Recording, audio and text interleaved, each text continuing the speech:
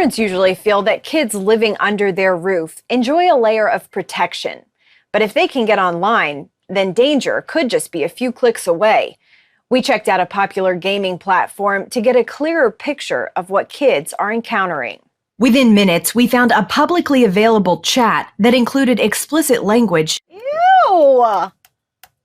And even avatar pornography. We can't even show this. Unfortunately, wherever children are, predators are lurking. So when you have kids on social media or video games, particularly when there's an interactive element, absolutely, you're going to find predators there. Big tech is not designed for children, and they know that, and they're taking advantage of that. In the summer of 2020, FBI analyst Chris Travis noticed a trend in several child exploitation cases. These perpetrators were using online gaming platforms to open communication with children. So to identify basically their targets, to start communication with them, begin that grooming process, and then move them over to other applications where they can then have video and picture sharing capability. Once on a social media app, the suspect would push the child to send photos, getting increasingly aggressive. They'll say, hey, you have to keep sending me pictures or videos. And if you don't, I will post the pictures that you did send me. I'll post them on your Facebook account, or I'll link it to your Discord, or I'll send it to your parents. Our kids in this country who are sex trafficked, right? This is the number one way it happens. It is a meet online. It is it's a runaway. It's convincing somebody to leave. It is not taken. It is not, the white van pulls up, scoops the kid up and grabs them and puts them in a dungeon. It is kids voluntarily leaving, not realizing that they're going into. Kevin Branzetti is an NYPD veteran and co-founder of the National Child Protection Task Force. We are a group of professionals, law enforcement, private sector professionals, all volunteers. Not a single one of us is getting paid. We're an on-call service to law enforcement. So if there is a case where a 14-year-old girl meets a creepy guy online and disappears with him in the middle of the night, and maybe there's only a few small trace points that are out there, we'll throw in any assistance we can. After more than a decade working cyber investigations, Branzetti says some of the same tech he uses to find missing kids could also help prevent them from ever being targeted. It all has to do with the personal data collected by the websites, social media platforms, and apps that we all use. They want to build information on me to advertise to me. So they know I'm a 50-year-old man in New York.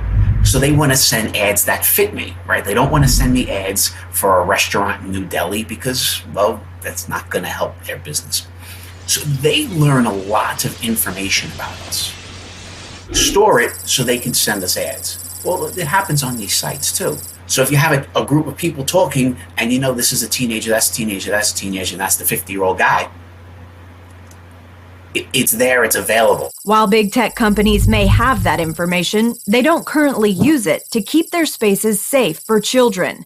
Lynna Nealon with the National Center on Sexual Exploitation is on a mission to change that. We're asking these corporations to default to safety, default all of the safety controls. And we know that these technology companies can be using emerging technologies like artificial intelligence, for example, to be more closely monitoring, to see what is happening on these chats, looking for grooming behavior, looking for sextortion, and again, proactively intervening when appropriate. Nealon is making progress with these companies, but it's a slow process.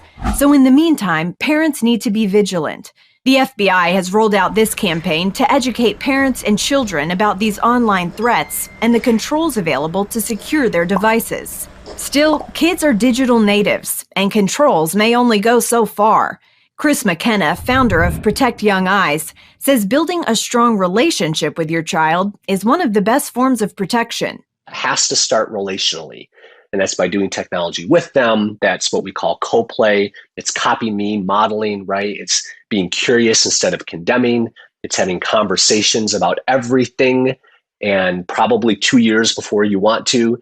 And then it's having a posture of coaching instead of controlling. All of the experts we spoke with stressed not to attempt banning your child from the internet. For one, it's just not realistic. Instead, take more control over what they can access in order to prevent unwanted access to them. Caitlin Burke, CBN News.